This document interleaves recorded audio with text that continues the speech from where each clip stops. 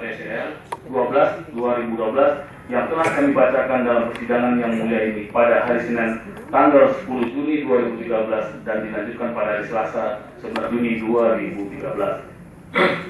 Majelis Hakim yang mulia, tim penasihat hukum yang kami hormati, sidang pengadilan yang kami muliakan. Pembelaan atau yang biasa disebut pledoi merupakan salah satu bukti perwujudan dan perlindungan terhadap hak asasi manusia yang diberikan oleh Kitab Undang-Undang Hukum Acara Pidana. Sebagaimana telah dibacakan oleh terdakwa dan tim penasihat hukum pada hari Senin tanggal 17 Juni 2013.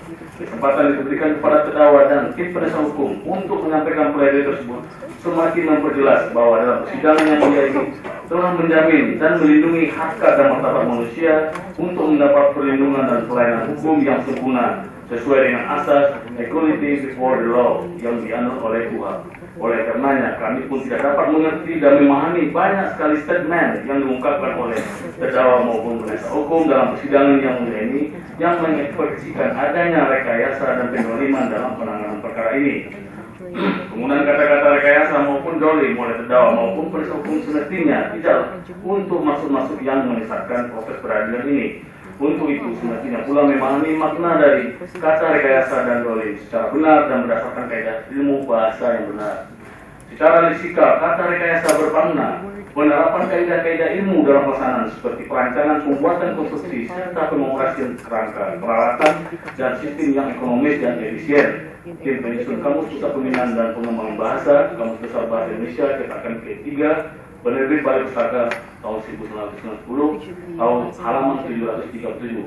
Istilah rekayasa sering juga dijadikan terjemahan bagi kata engineering yang bermakna the application of science for the control and use of power. Selanjutnya secara etimologis, kata rekayasa berasal dari kata reka yang bermakna aturan atau tindakan dan kata yasa bahasa Jawa yang berarti membuat. Sehingga dengan suatu proses penggabungan kata, dua kata tersebut menjadi satu kata yang rekayasa yang dapat dimaknai membuat aturan atau tindakan. Dengan penjelasan tersebut dapatlah dipahami bahwa kata rekayasa tidaklah semakna dengan kata rekaan yang berarti sesuatu yang dibuat-buat atau akal-akalan.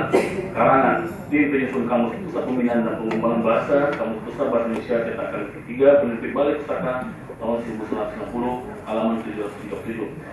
Apabila terdakwa dan penasihat hukum yang menggunakan kata rekayasa dalam arti yang sesungguhnya, maka tidak ada masalah dalam penanganan perkara ini karena telah dilakukan sesuai dengan kaidah-kaidah ilmu hukum. Namun, apabila terdakwa dan penasihat hukum memaknai kata rekayasa secara keliru, yakni semakna dengan kata rekaan, maka jauhlah dari kebenaran.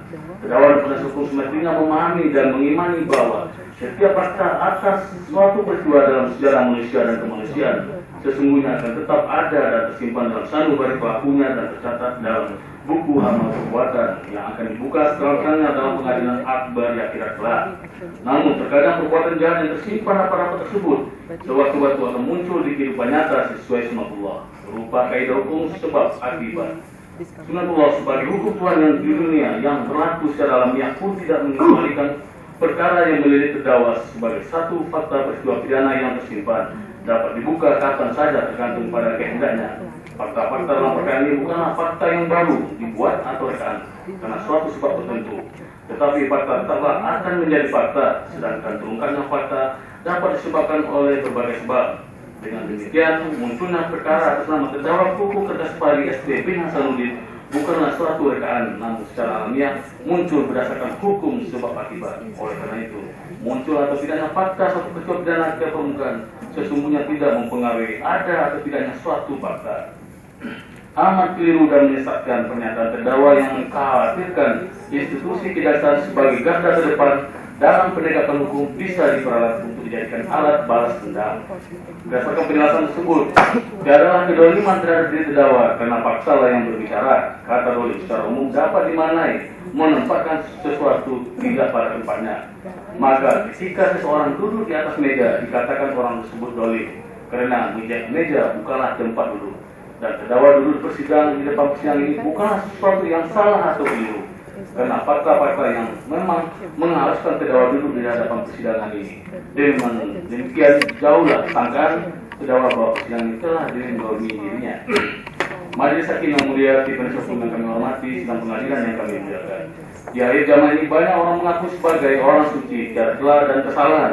dan menuduh pihak lain sebagai kaum dolim yang melakukan rekayasa dan mereka paksa terhadap perkara pidana. Kita semua menyadari bahwa manusia tempatnya salah dan lupa. Namun merupakan suatu ironi bahwa manusia amat susah untuk bersikap kesatria mengakui kesalahan yang telah dilakukannya. Untuk itulah, sudah sepantasnya kita semua, tak terkecuali juga bagi terdakwa, untuk menghitung-hitung diri tentang kebaikan dan keburukan diri sendiri, bukan menghitung-hitung kesalahan-kesalahan yang dilakukan oleh orang lain. Majelis Hakim yang mulia, sidang pemeriksaan hukum yang kami hormati, sidang pengadilan yang kami muliakan. Sepertinya, rasa dan pikiran kita memahami bahwa berlangsungnya seluruh proses penanganan perkara tindak pidana korupsi dalam pelaksanaan proyek diremediasi di PT Chevron Pacific Indonesia atas nama terdakwa Kukuh Kertas Kepari SPT Hasanuddin tidaklah semata-mata karena perbuatan atau tindakan manusia, namun ada tangan Tuhan terlibat di dalamnya. Sesungguhnya tiada sehelai daun pun yang jatuh ke muka bumi tanpa izin dan kehendaknya. Akhirnya, sebagai penutup bab pendahuluan ini, patut kiranya untuk kita renungkan bahwa Nabi Adam dihukum Tuhan turun ke dunia karena berambisi ingin hidup kekal dengan memakan buah kalbi. Setan dilaknat Tuhan karena melawan perintah Tuhan, tidak mau bersujud kepada Adam yang tercipta dari tanah, dan Fir'aun dihukum Tuhan karena mengaku sebagai Tuhan yang agung. Kata penutup tersebut memberikan pelajaran bagi kita semua bahwa hukuman Tuhan pasti datang kepada kita semua apabila kita berlaku ambisius, sombong dan berharap bangga diri, merasa sebagai Tuhan. Materi pokok pembelaan, Majelis Hakim yang mulia, tim penasihat hukum yang kami hormati, sidang pengadilan yang kami muliakan. Setelah kami mempelajari dengan sesama uraian nota pembelaan pledoi dari terdakwa Kukuh Kertas Kepari SPT Hasanuddin dan saudara tim penasihat hukum yang pada intinya menyampaikan permohonan kepada Majelis Hakim Pengadilan Tindak Pidana Korupsi pada Pengadilan Negeri Jakarta Pusat yang memeriksa serta mengadili perkara ini dan memberikan putusan. 1. Menyatakan terdakwa Kukuh Kertas Kepari bin Hasanuddin tidak terbukti secara sah dan meyakinkan bersalah melakukan tindak pidana korupsi sebagai dimana didakwakan dalam dakwa primer maupun dakwa subsidiar. 2. Menyatakan oleh karena itu membebaskan terdakwa Kukuh Kertas Kepari bin Hasanuddin dari segala dakwaan. 3. Memulihkan hak terdakwa Kukuh Kertas Kepari bin Hasanuddin tersebut dalam kemampuan kedudukan, harkat dan martabatnya. 4. Membebankan biaya perkara ini kepada negara. Tanggapan penuntut umum, Majelis Hakim yang mulia, tim penasihat hukum yang kami hormati, sidang pengadilan yang kami muliakan, bahwa di dalam persidangan ini kerap kali kedudukan antara penuntut umum dan tim penasihat hukum berada pada posisi yang secara diametral, yang seakan terbagi dua oleh garis pemisah yang bernama kepentingan. Terkesan bahwa penuntut umum sebagai wakil dari negara dalam melakukan penuntutan dianggap oleh sementara pihak akan berusaha semaksimal mungkin untuk menyatakan kesalahan terdakwa. Demikian pula sebaliknya, advokat yang merupakan representasi dari kliennya terkesan juga tidak hanya untuk memastikan terjaminnya hak-hak terdakwa, bahkan akan berusaha pula untuk membebaskan terdakwa dari berbagai tuduhan yang didakwakan kepada kliennya. Padahal dalam rangka penegakan hukum pidana, seharusnya posisi antara penuntut umum dan penasihat hukum tidak terbelah dalam dua garis pemisah seperti itu, karena keduanya mempunyai kepentingan yang sama untuk mencari kebenaran material wahid.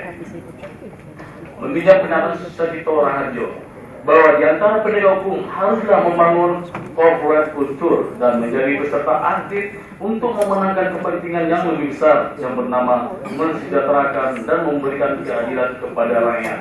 Bertolak dari pemikiran seperti itu, maka dalam menyampaikan tanggapan replik atas nota pembelaan pledoi yang diajukan oleh terdakwa dan tim penasihat hukum, maka kami jaksa penuntut umum tidak akan menanggapi satu persatu nota pembelaan pledoi tersebut, melainkan beberapa hal yang secara substansial perlu kami tanggapi. Mencermati uraian nota pembelaan pledoi yang disampaikan oleh terdakwa Kukuh Kertas Kepari SPT Hasanuddin dan tim penasihat hukum yang walaupun diajukan secara berlainan, namun kami anggap merupakan satu kesatuan yang tidak terpisahkan. Dari dua nota pembelaan tersebut, menurut hemat kami, setidaknya terdapat beberapa hal yang perlu mendapatkan tanggapan. Tanggapan penuntut umum akan dijadikan secara sebagai berikut. A. Tentang penghitungan kerugian keuangan negara. Bahwa dalam pembelaan penasihat hukum menyoroti tentang masalah perhitungan kerugian keuangan negara, yaitu pertama, kekurangan cermatan dalam penentuan kerugian keuangan negara yang serta mengenai kewenangan lembaga yang melakukan perhitungan kerugian keuangan negara terkait dengan kewenangan BPKP melakukan perhitungan kerugian keuangan negara, bahwa dalam pembelaannya penasihat hukum menyampaikan pada halaman 55 pada poin C sebagai berikut. C. bahwa berkaitan dengan kerugian pada butir A dan khususnya butir B didasarkan pada surat BPKP nomor SR 1025 D602 2012 tanggal 9 November 2012 perihal laporan hasil perhitungan kerugian keuangan negara atas dugaan tindak pidana korupsi pelaksanaan proyek-proyek bioremediasi pada PT SBI tahun 2006 sampai 2012 adalah tidak sah karena BPKP bukanlah pejabat yang berwenang menghitung dan menentukan adanya kerugian keuangan negara karena tidak disambungkan Kepres nomor 31 tahun 1983 dengan Kepres 42 tahun 2001 junto Kepres 103 tahun 2002